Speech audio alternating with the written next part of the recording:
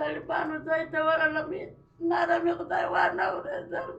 یتیمانو حق ده دا د کونډیانو حق ده زوی مې ټپي و ما په ځای دوا علاج کوله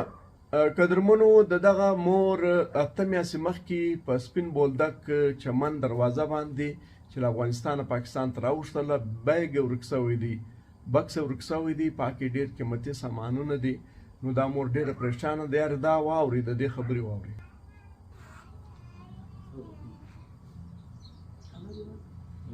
هغه د زوی زه په دا بارډر کې راتېرېدلم د زموږ له بیک په دغه بارډر کې راڅه ورک شو مخ فرمانده باندې ډېرې خوارۍ مې وکړې ډېر تکلیفونه مې وکړه شپه مې په بارډر کې وکړه بېرته سهار ورغلم هېڅ چا نه د ښه راته ویل نه د بد راته ویل بېرته واوښتلم طالبانو ځای ته ورغلم ناره مې خدای وانه اورېدل یتیمانو حق ده دا د کونډیانو حق ده زوی مې ټپي و ما په ځای دوا علاج کوله بهیره صاحب راکړه د غاړې کالي مې پکې دي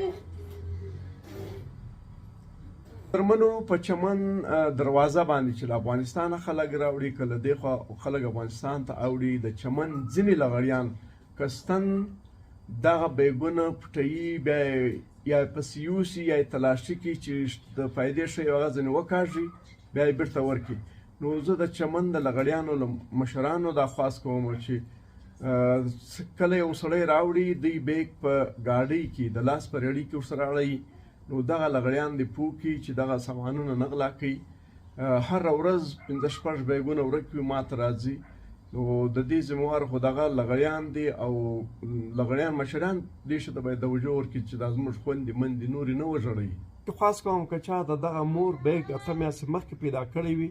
موبایل نمبر په ویډیو باندې شته رابطه ورسره وکړي ورکړئ مننه